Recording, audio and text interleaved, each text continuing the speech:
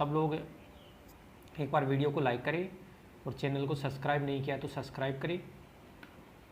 आपको जब भी ये वीडियो मिले तो यूनिट नंबर 3 डालकर कंटिन्यू इनको समझते हुए अपनी नोटबुक है उसमें नोट करना और पढ़ना, क्योंकि एग्ज़ाम बहुत पास में है और लॉकडाउन की भी स्थिति बन रही है राजस्थान में।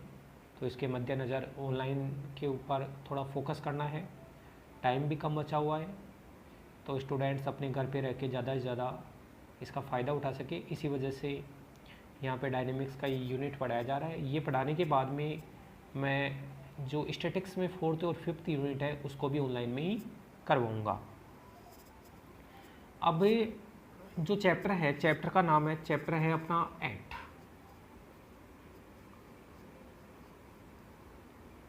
चैप्टर है एट और इसका जो नाम है वो moment of inertia and product, जड़त्व आघूर्ण, जड़त्व आघूर्ण एवं जड़त्व गुणन, जड़त्व आघूर्ण एवं जड़त्व गुणन। मोमेंट ऑफ इनर्शिया कहा जाता है जड़त्व आघूर्ण को, शॉर्ट में MI से दर्शाते हैं। मोमेंट ऑफ इनर्शिया कहा जाता है जड़त्व आघूर्ण को, और जड़त्व गुणन होता है उसे प्रोडक्ट ऑफ इनर्शिया कहा जाता है। जड़त्व आघूर्ण product of inertia, moment of inertia जड़त्व आघूर्ण को कहा जाता है, और जड़त्व गुणन जो होता है वो अपना प्रोडक्ट ऑफ इनर्शिया होता है। चलो जो भी है, सबसे पहले अपन 1 by 1 स्टार्ट करते हैं और कुछ डेफिनेशंस अपने को पढ़नी पड़ेंगी दोस्तों। ये चैप्टर अपन पढ़ रहे हैं तो परिभाषाओं में जो पहली डेफिनेशन है एक बार उसके ऊपर फोकस करते हैं। यहाँ मैं लिखता हूँ पहला, एक कण का एक रेखा के परितः जड़त्व आघूर्ण। एक कण का एक रेखा के परितः, एक कण का एक रेखा के परितः जड़त्व आघूर्ण, जड़त्व आघूर्ण। कोई भी एक रेखा है उसके सापेक्ष एक पार्टिकल का जड़त्व आघूर्ण कैसे निकाला जाता है। तो देखना दोस्तों, मान लो कि ये अपना कोई पिंड है, ये अपना कोई रेजिड बॉडी है, दृढ़ पिंड है, और इस पिंड के अंदर यहाँ पे ये बिंदु A है, यहाँ पे कोई पार्टिकल रखा हुआ है, स्मॉल m द्रव्यमान का कोई पार्टिकल रखा हुआ है, और ये कोई रेखा है BC। इसके परितः जड़त्व आघूर्ण मेरे को निकालना है। परितः का मतलब होता है सापेक्ष, इसके कोरस्पोंडिंग। तो जब भी किसी रेखा के परितः जड़त्व आघूर्ण निकालना हो किसी भी पार्टिकल का, तो आप क्या करो कि उस पार्टिकल की परपेंडिकुलर डिस्टेंस निकालो। जो भी रेखा ले रहे हैं, जिस भी रेखा के सापेक्ष आप जड़त्व आघूर्ण निकालना चाहते हैं, उस रेखा से उस पार्टिकल की लंबवत दूरी लो, स्मॉल r। ओके, तो मैं यहाँ लिखता हूँ कि माना कि बिंदु कैपिटल A पर एक स्मॉल m द्रव्यमान का कण रखा हुआ है।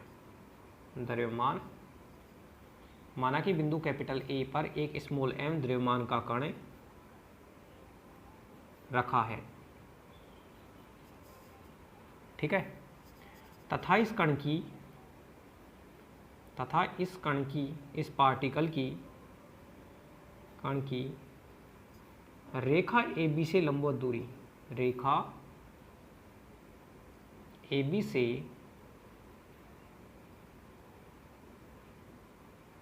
लंबवत दूरी, परपेंडिकुलर डिस्टेंस स्मॉल r है। भाई m द्रव्यमान का तो पार्टिकल है, और m द्रव्यमान के पार्टिकल की जो अपनी, अच्छा रेखा को AB नहीं, सॉरी, रेखा को BC से दर्शाया है, तो इस कण की रेखा BC से लंबवत दूरी स्मॉल r है।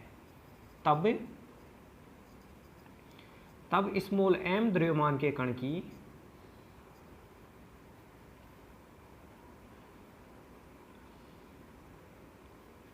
तब स्मॉल m द्रव्यमान के कण का BC के परितः है, तब स्मॉल m द्रव्यमान के कण का BC के परितः है जड़त्वागुण। जो m द्रव्यमान का कण था उसका जो रेखा BC के परितः जड़त्वागुण होता है। अच्छा, जड़त्वागुण को mi से दर्शाएंगे। mi मतलब मोमेंट ऑफ इनर्शिया। ये क्या होता है? ये होता है मास द्रव्यमान इनटू परपेंडिकुलर डिस्टेंस, या हिंदी में लिखे तो लंबवत दूरी, लंबवत दूरी का स्क्वायर। जब मास को जिस रेखा के परितः आप जड़त्वागुण निकालना चाहते हैं उससे लंबवत दूरी से के वर्ग से गुणा कर देते हैं, तो अपने को उस पार्टिकल का BC जो रेखा है उसके परितः जड़त्वागुण प्राप्त होता है। तो ये बन गया mr स्क्वायर। भाई मास को स्मॉल m और लंबवत दूरी को अपन ने स्मॉल r से डिनोट किया था, तो ये मोमेंट ऑफ इनर्शिया बन गया mr स्क्वायर। तो दोस्तों स्मॉल m द्रव्यमान का एक पार्टिकल था, उसका रेखा BC के परितः जड़त्वागुण होता है स्मॉल m मास, और लंबवत दूरी जो स्मॉल r है उसका स्क्वायर। आप देखिए इसको, ठीक है। मैं अगली स्लाइड में चलता हूँ। अब ये तो एक पार्टिकल का था। अब मान लो पार्टिकल्स की संख्या बहुत ज़्यादा हो तो कैसे निकालेंगे अपन? तो लिखता हूँ यहाँ पे एक कण निकाय का, दूसरी हेडिंग है एक कण निकाय का, एक कण निकाय का, एक कण निकाय का एक रेखा के परितः है, रेखा के परितः है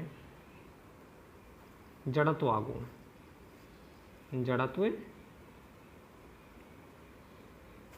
आघूर्ण।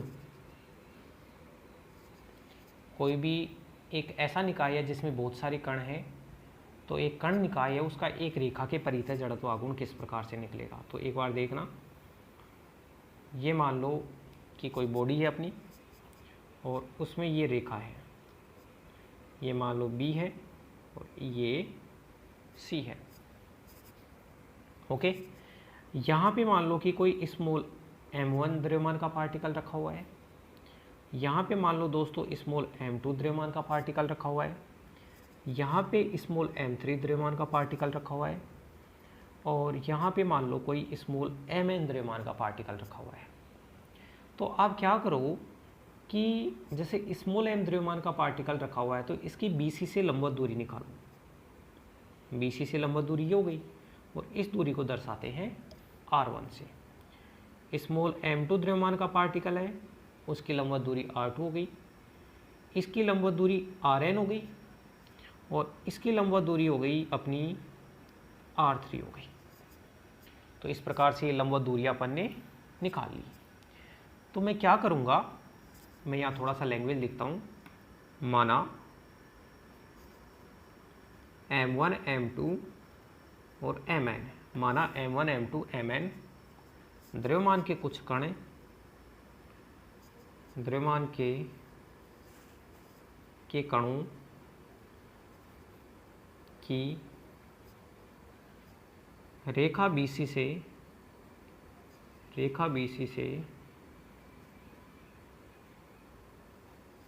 लंबवत दूरियां m1 m2 mn द्रव्यमान के कणों की रेखा BC से लंबवत दूरियां क्रमशः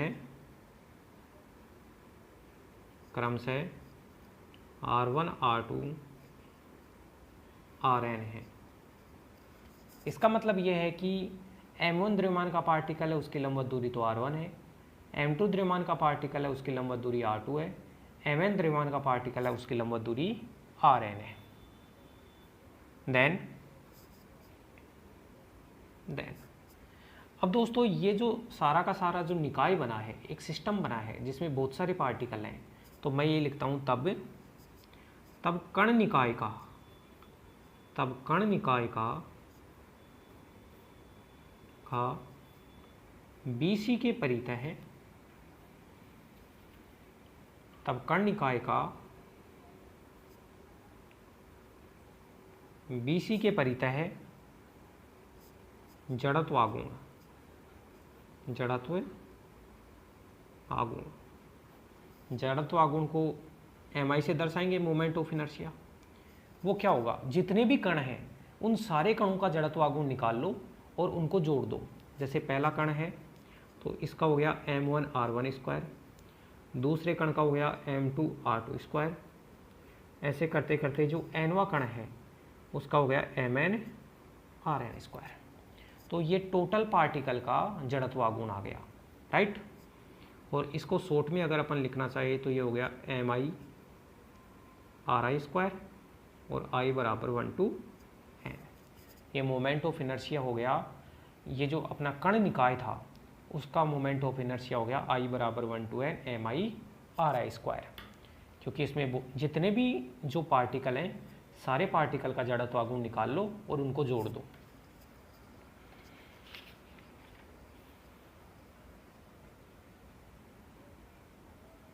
ओके ऐसे ही दोस्तों किसी दृढ़ पिंड का अगर जड़त्व आघूर्ण निकालना हो अपने को, तो दृढ़ पिंड में मान लो कि जैसे 10 पार्टिकल हैं, तो सारे के सारे जो 10 पार्टिकल हैं उनका BC के परितः जड़त्व आघूर्ण निकालो और उनको जोड़ दो। तो इस प्रकार से उस दृढ़ पिंड का जड़त्व आघूर्ण मिल जाएगा अपने को। चलो अगला आर्टिकल देखते हैं, परिभ्रमण त्रिज्या या घूर्णन त्रिज्या। अगला आर्टिकल आपको लिखना है परिभ्रमण त्रिज्या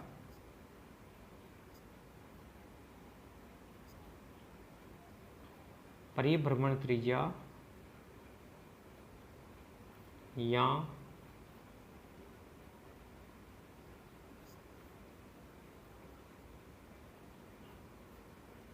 घूर्णन त्रिज्या। अब देखते हैं कि भाई परिभ्रमण त्रिज्या या घूर्णन त्रिज्या क्या होता है।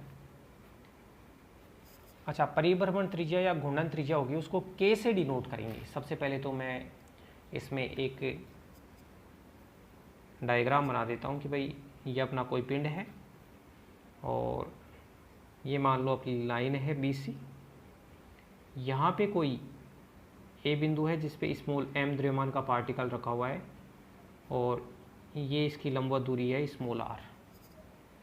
तो मैं लिखता हूँ कि एक कैपिटल M द्रव्यमान का दृढ़ पिंड है, रिजिड बॉडी है जिसका कोई ना कोई मास होगा, कैपिटल M द्रव्यमान का कोई दृढ़ पिंड है, तब K को इस प्रकार डिफाइन किया जाता है, K को इस प्रकार डिफाइन किया जाता है, इस प्रकार परिभाषित किया जाता है, तब K को इस प्रकार परिभाषित किया जाता है। देखो कैसे परिभाषित किया जाता है, जो जड़त्व आघूर्ण होता है I बराबर mk स्क्वायर।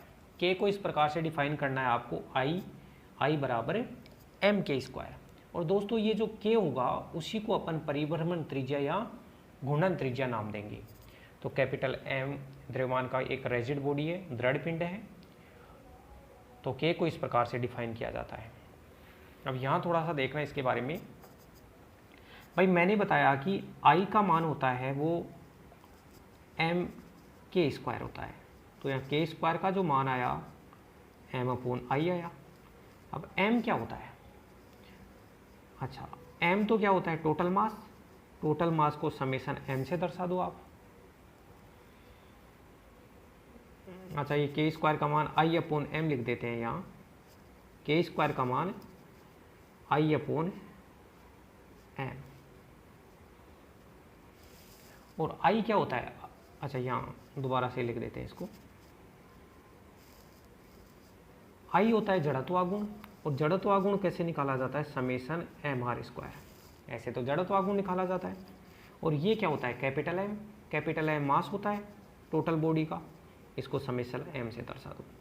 तो ये k स्क्वायर का अपना एक फॉर्मूला निकल के आया है के स्क्वायर बराबर होता है जितने भी पार्टिकल हैं उन सारे पार्टिकल का जड़त्व आघूर्ण निकाल लो और सारे पार्टिकल का जो मास है उसका योग कर दो और जो भी उनका मास आता है उसका जड़त्व आघूर्ण में भाग दे दोगे तो आपको के स्क्वायर मिलेगा।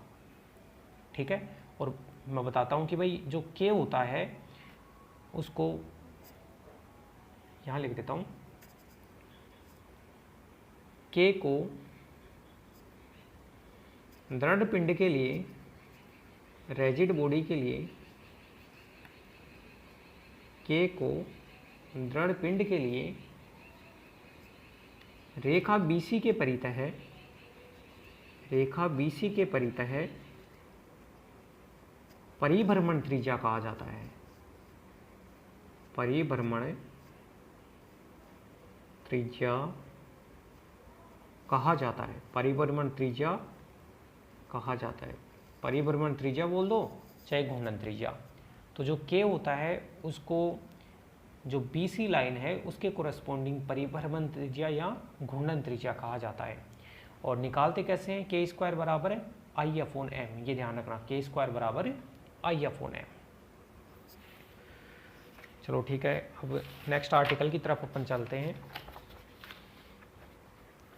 अगला है प्रोडक्ट ऑफ इनर्शिया, जड़त्व गुणन। अगला देखना आप, जड़त्व गुणन, जड़त्व गुणन। जड़त्व गुणन को कहा जाता है product of inertia, product of inertia, जड़त्व गुणन।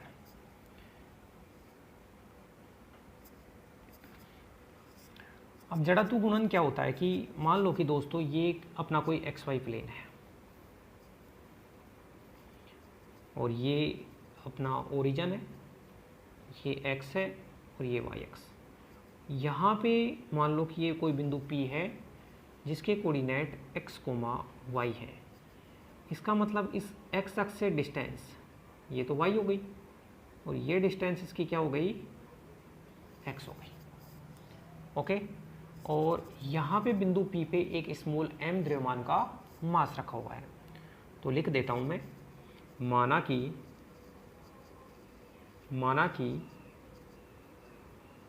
बिंदु P पर स्मॉल m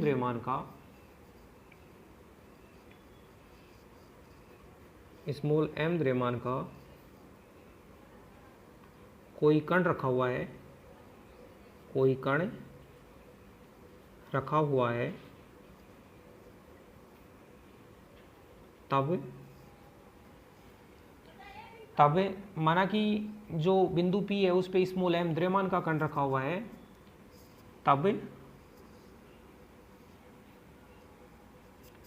तब ये जो कण है, कण का OX व OY के परितः है जड़त्व गुणन। अच्छा, यहाँ ध्यान रखना, जो जड़त्व गुणन निकलेगा वो दोस्तों दो परपेंडिकुलर अक्षों के लिए निकलेगा। जड़त्व गुणन जब भी बात करेंगे, भाई जड़त्व आघूर्ण की बात करें तो किसी भी रेखा के लिए निकाल रहे थे अपन, उससे परपेंडिकुलर डिस्टेंस देख लेते थे।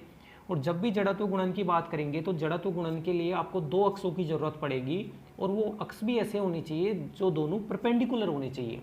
और फिर आपका जो पार्टिकल रखा हुआ है वहाँ से उन दोनों अक्षों की परपेंडिकुलर डिस्टेंस भी चाहिए होगी। जैसे ये परपेंडिकुलर डिस्टेंस y है और ये परपेंडिकुलर डिस्टेंस क्या है?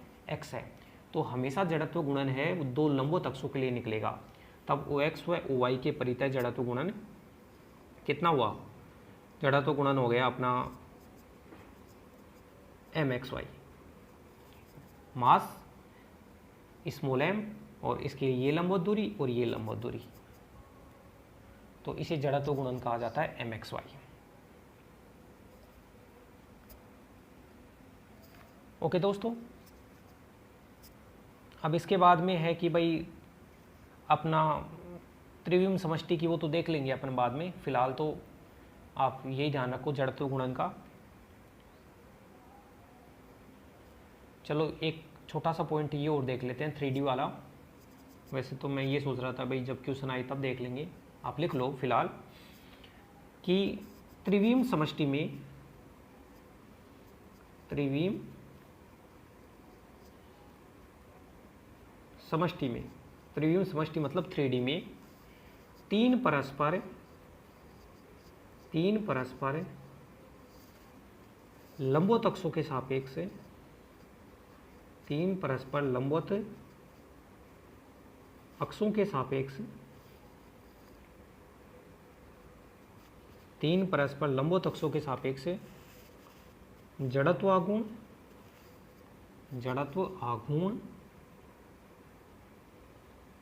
एवं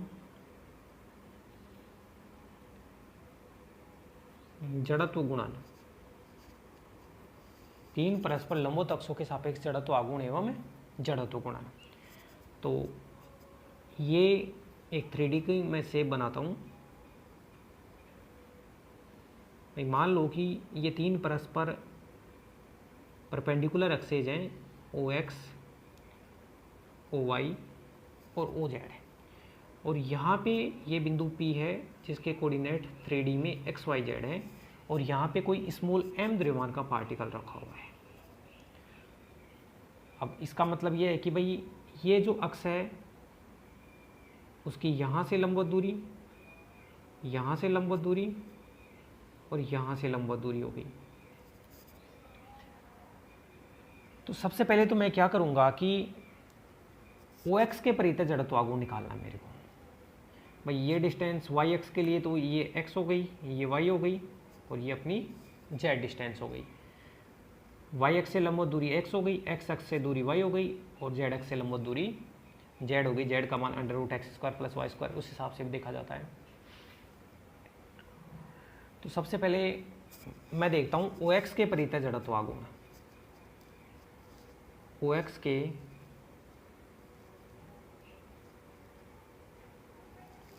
परितः है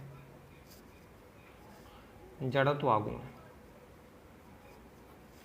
ये जो पार्टिकल है उसका इस OX के परितः जड़त्व आघूर्ण देखना है। तो OX के परितः जड़त्व आघूर्ण को जैसे A से दर्शा रहा हूँ, तो A का मान क्या होगा, समेशन m। भाई सारे पार्टिकलों के लिए निकाले तो समेशन m, और जब भी मैं OX के लिए निकालूंगा तो OX के लिए कैसे निकालेंगे भाई, लंबवत दूरी के कोरस्पोंडिंग अपन OX के लिए जब भी निकालो तो यहाँ लिखना है y² + z² जड़त्व आघूर्ण को। अब कैपिटल B, OY के परितः जड़त्व आघूर्ण को मान लो कैपिटल B नाम दे रहे हैं, तो समेशन m, OY के लिए बात करें तो x² + z²। ये है अपना OY के परितः जड़त्व आघूर्ण, परितः जड़त्व आघूर्ण। और कैपिटल C को लिखे समेशन m, OZ के परितः जड़त्व आघूर्ण निकाले, तो OZ के परितः निकालने का मतलब यह है कि x² + y², इस प्रकार से। अच्छा ये x y z नहीं होंगे, अच्छा ये ध्यान रखना थोड़ा सा, बस इतना ध्यान रखना दोस्तों कि बिंदु P के कोऑर्डिनेट x y z हैं, तो इसका मतलब इस अक्ष से दूरी, अब ये 3D का चित्र है तो यहाँ दिखाई तो देंगे नहीं, ये स्पेस के अंदर एक ऐसा पॉइंट है जिसकी x अक्ष से दूरी है, x y और z अक्षों के कोरस्पोंडिंग दूरियों के अनुसार ये कोऑर्डिनेट x y z लिए गए हैं। तो आपको ये ध्यान रखना है कि जब OX के परितः जड़त्व आघूर्ण निकालना हो तो समेशन m, भाई पूरे पिंड के लिए, अगर एक पार्टिकल के लिए निकालते तो केवल m लिखते, पूरे पिंड के लिए निकाले तो समेशन m, और OX के परितः निकालना है तो y² + z², OY के परितः निकालना है तो x² + z², और अगर आप OZ के परितः निकाल रहे हो, OZ के परितः जड़त्व आघूर्ण निकाल रहे हो, तो ये बन गया x² + y²। ओके, ये तो जड़त्व आघूर्ण की बात हो गई 3D के अंदर। अब मैं जड़त्व गुणन की भी बात कर लेता हूँ। तो और अपन जानते हैं कि जड़त्व गुणन के लिए अपने को दो परपेंडिकुलर अक्षों की जरूरत होगी, तो लिखता हूँ OX व OY के परितः है जड़त्व गुणन, ओ एक्स और ओ वाई के परितः जड़त्व गुणन को समेसन एम, ओ एक्स और ओ वाई के लिए यहाँ पे एक्स वाई आ जाएगा।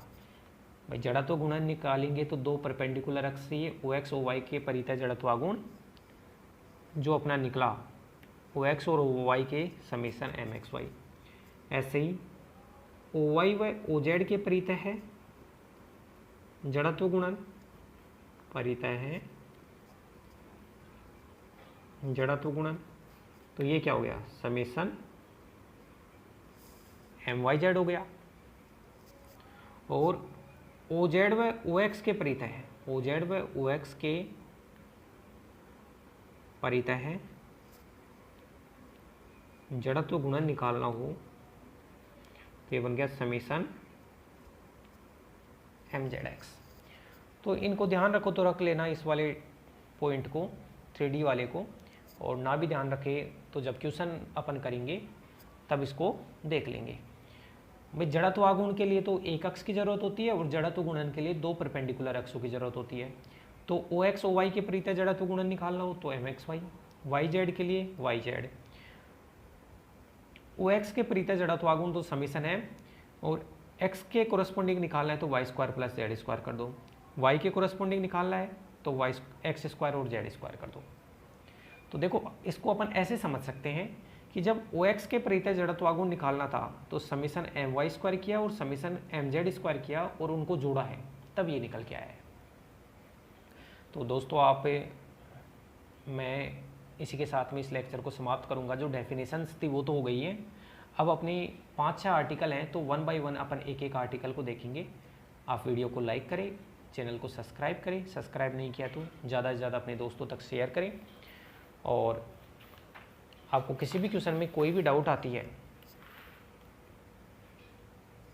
तो आप पर्सनल मैसेज भी कर सकते हैं या फिर आप कमेंट बॉक्स में डाल दिया करो, जिससे कि मेरे को जब भी कोई मेरे को लगता है कि भाई ये क्वेश्चन बताना चाहिए तो मैं ज़रूर बताने की कोशिश करता हूँ उसको, और आप पढ़ो कंटिन्यू। ठीक है दोस्तों, धन्यवाद।